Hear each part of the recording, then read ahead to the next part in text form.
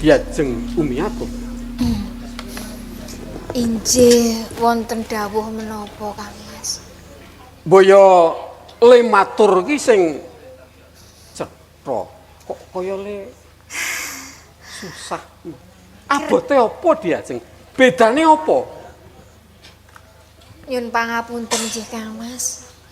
Mboten ateges kula menika menawi matur dhateng panjenengan menika njur kurang cetha niku nggih mboten Kang Mas. Punten dalem sewu.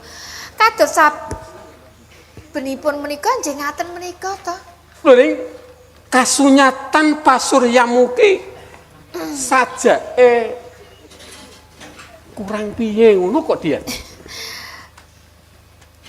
Kunapa kula kepareng bloko Kang Mas? Iya. Wonten ing manah kula menika bingung. Loh, Estu bingung. bingunge? Sak menika kula dados garwa panjenengan. Heeh. Ngantos kula sampun gadah putra. Iya. Sampun dewasa. Nyatane putraku wis gedhe. Injih Wis sampun akhir dewasa. dewasa. Lajeng kula menika kemutan Kang Mas. Rikala semanten kula badhe panjenengan pundhut garwa. Heeh. Kula sampun matur. Iya. Menawi sak mangke nun sewu lho Kang Mas. Nun sewu. Heeh. Piye dia? Garwa kula injih Kang Mas Patih Desdargo sampun kalih dasa taun anggenipun nampi paukuman. Heeh. Medal saking paukeman. Heeh. Kula kepareng nyuwun pisah kalian panjenengan. Kok malah gumuceng to Kang Mas? Diajeng Umiaton, Injih. sliramu kelingan. Lah injih kemutan to. Rikala wektu sliramu urung digarwa karo Kang Mas Jaya Sudargo. Nggih.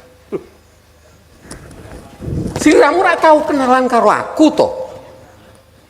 Hamung wae karono Kang Mas Jaya Sudargo kuwi jumeneng patih banjur aku kalah.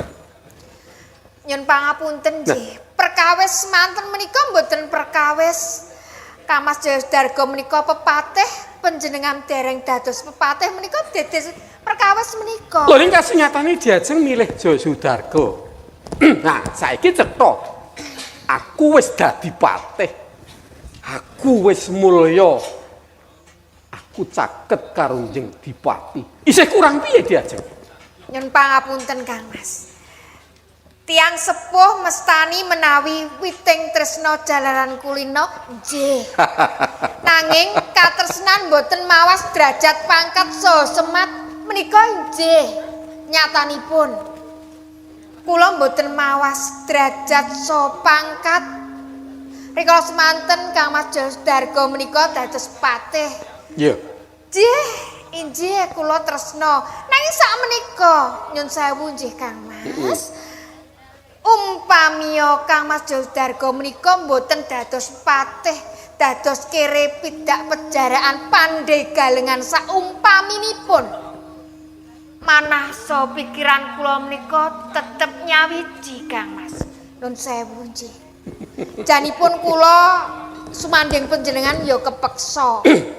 Lho, ning kasunyatan sliramu aku wis duwe patutan akhir dewasa. Nanging panjenengan Apa bedane?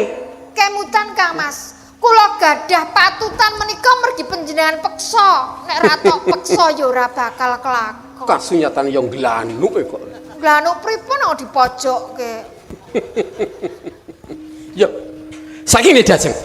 Kula Sliramu lan aku wis sawetara suwe. Tegese putramu lan putraku wis akhir dewasa. Nggih. Wis ora sah ngrembug bab kuwi. Ayo, sing penting nyuwargake anak. Ayo. Oh. Sawetawis Panjenengan ngersakaken dahar napa dos pundi ya kula lados. cawisno Oh, daharan nggih. supaya kabeh ngetokake yen sliramu lan aku kuwi ya bagya mulya marang nanging nggih nyuwun pangapunten jeneng Kang Mas anggen kula matur kala wau menika jalaran manah saha pikiran kula menika iya aku rama itu kula sawetawis ngasuh ning Pagungun supaya penggalih iki ora kaya ngono diajeng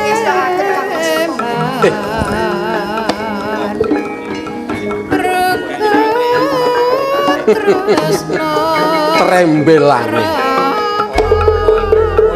kasunyatan diajeng miatung isih kumantil-kantil karo Kang Mas Josudarko iya titenono pinggol belong rene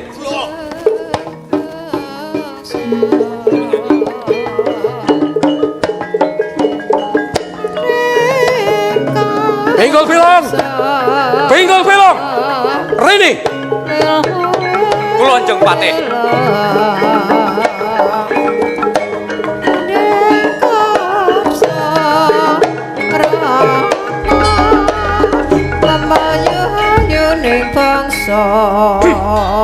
badhe paring dawuh menapa Sang Retnopati kupingmu budhek ngono apa kaping pranggonku nimbali kowe kasunyatan ora enggal so mbok bilih menika kang glepat wonten ngersanipun Retnopati nyuwun punten dalem sewu kula nggih nyuwun pangapunten Jeng Patih kowe lan kowe saiki wis mulya dadi piyayi nggih kula ngaturaken apa sing tak janjekke rikala semana to nggih ning eling diling kowe tetep kudu manut apa kang ndak reprentahke nggih kula kadhawuhan menapa kemawon jar menika ingkang dawuh ingkang paring kekucah dhateng kula namung sendika kula nggih namung sendika Jeng Patih jenengan paring dawuh napa kula sendika dawuh nah iki ngene sawetara wektu anggone Kang Mas Josudargo dikunjara wis meh 20 taun bener to wih leres kirang langkung nah iki diajeng Umiatun kasunyatan isih kumantil-kantil karo Kang Mas Josudargo oh ngene gandeng iki meh entek paukumane aku tak nulis nawala mengko aturna Kang Mas Jaya Sudargo ning Pagunjaran katen kersanipun ih kula namung sendika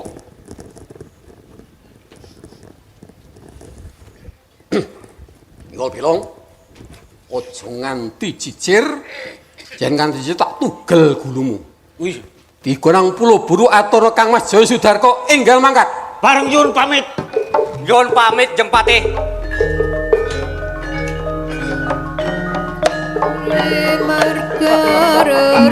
marga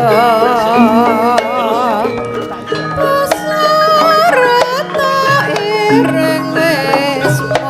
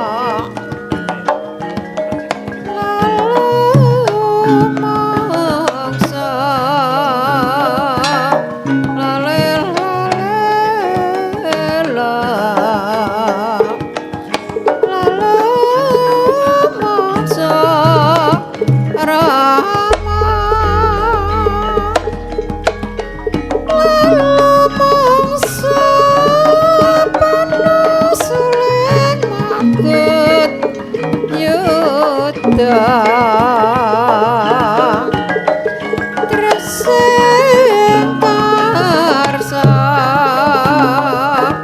lalela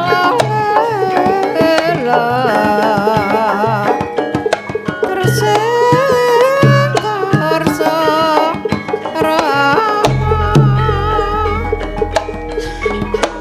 treseng karsa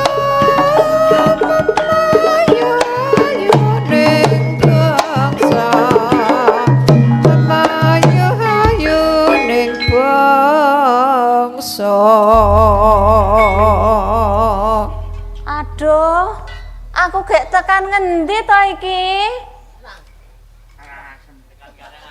Aku iki bingung apa ora ya Kisana.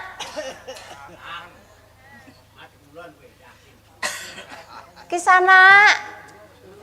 Kula tak nyuwun presa. Menawi teng Peker Kliwon niku leres medal ngangkruk mboten nggih? Leres napa mboten? Gek sanu mangke jenengan blasukke. Kula ki bingung estu lho. Duh, dalane kok malih kaya ngene to ya? Biyen ki aku dek petuk Kang Suraten dalane ki urung apik kaya saiki. Aduh, aku ki kok bingung ora to ya? Gek kok mah tekan tengah alas kaya ngene. Gek ki kono begal apa ora to ya? Kok ya ora ana wong sitok-tok iki piye?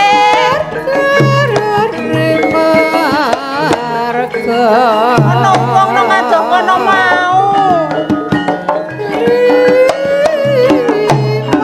Aku jan wedi iki.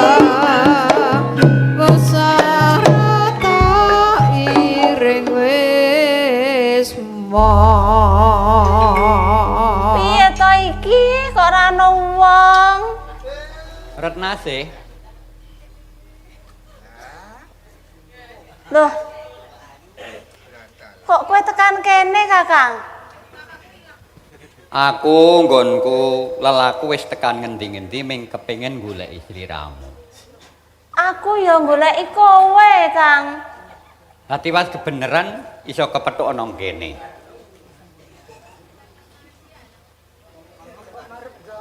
Kok atimu praupamu ora kaya biasane.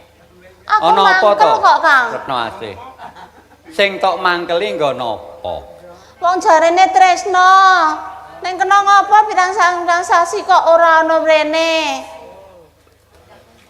Pancen aku sawetara iki lagi akeh gawean. Kowe ngerti to? Yen aku iki anake Bapak Nawi juragan sing sugih. Aku diwehi pakaryan supaya adol barang-barang.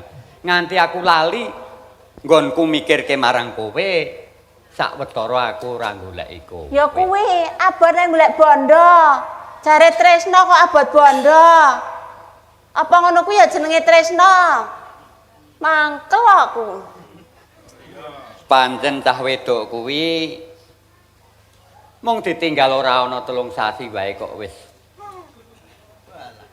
beda karo adate. Yen ngono wis, yen kowe pancen ora seneng karo aku, wis ora pancen seneng karo aku. Aku tak lunga, tak bali wae. Kakang, kowe ana ngendi? Aku arep mulih. Jare tresno, kok ditinggal mulih? Lah langgatanmu ora kaya biasane.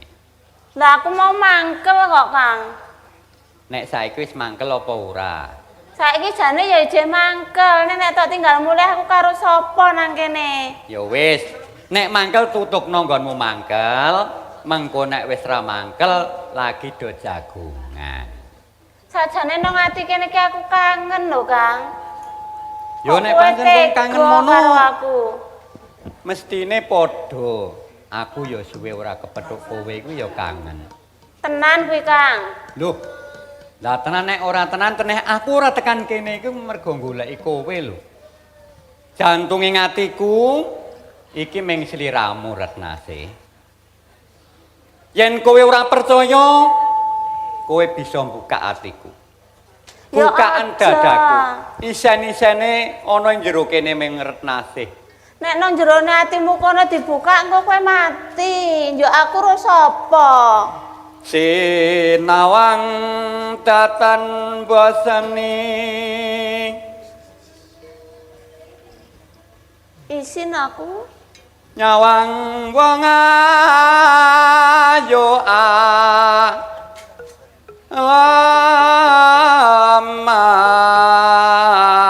laman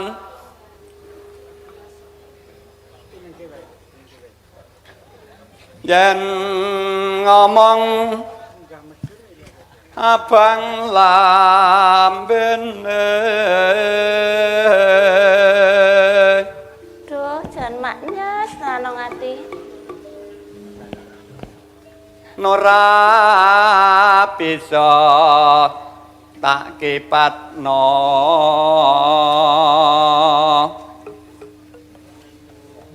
piye Aku percaya, Kakang. Tak kira wingi ku wis ana wanita liya. Banjur lali marang aku, Kang. aku kuwi ora keblinger karo wanita sing ana ing alam donya iki ming sliramu kadung nandhang tresna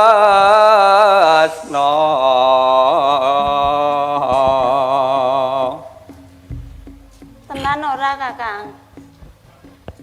yen mati aku wis purun yen tresnaku wis tak tampa Iya, Piye? Kakang. Neng atiku ya mung ana sliramu, Kang. Ning aku kuwi wedi, Kang. sing tok Aku wedeni kuwi anake wong ra duwe, anake mbok rondo. Lan aku kowe kuwi ora mbedakake antarane wong sugih lan wong mlarat. Ana ing alam donya iki urip iki ming sedhela. Sugih mlarat kuwi wis pepintane Sang Gusti. Iya, Kakang. Pancen kabeh kuwi wis pinesti. Nek jan Kakang tresno tenan marang aku ya bungah, aku seneng, Kang. Saya suwe saya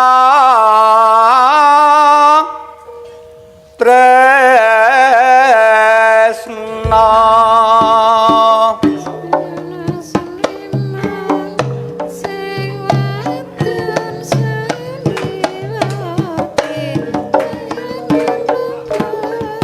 yang jajarwan itu manis Tenan iki, Kang. tenan aku ming tresno marang sliramu Retnase Iya, Kakang. Aku percaya. Muga-muga sesuk tembene mburi sida kasembatan ya, Kakang.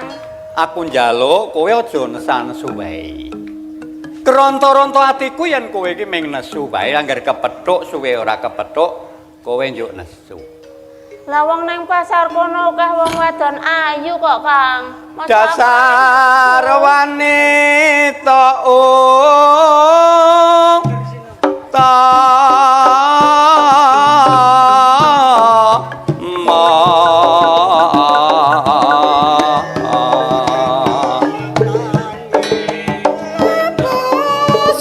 setyane kelakon pantes luwet mila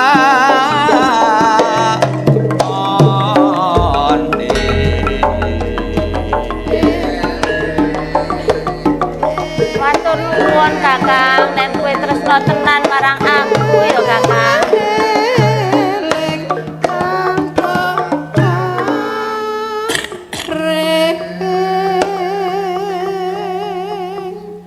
wangi pirang-pirang dina. Nggonku dodolan iki nganti ora bisa tak lalekake. Semono uga aku, Kakang. Mangan ora enak, turu ora ya ora kepenak. Mung kelingan marang sliramu lho, Kakang. Lelaletan bisa lali. Sami mawon padha ae guyub rukun nyambut gawe jangan nang Tresnaku tan saya bingung.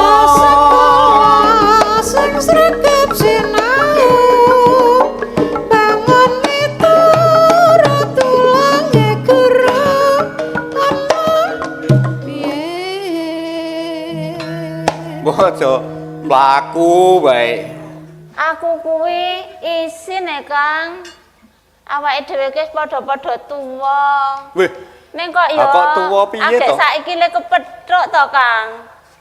lah pancen Gusti Kang Akira jagat kuwi anggone methuke dhewe umure wis seprene iki. Iya, Kang, aku dadi isin karo sing enom-enom kae lho, Kang. Kelapa muda saum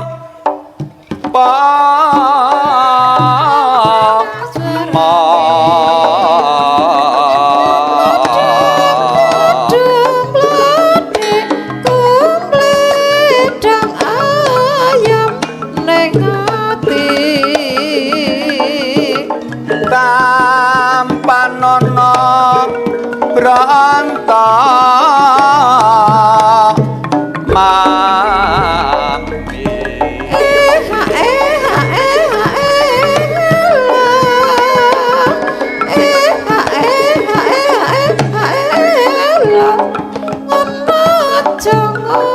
Iya, Kakang. Aku semono uga. Aku uga tresno marang kowe, Kakang.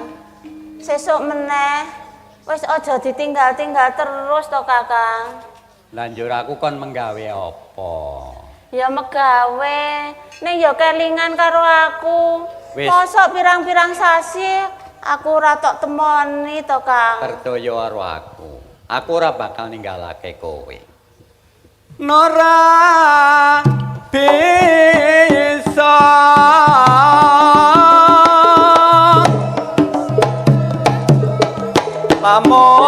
lamun nerima madat tresna.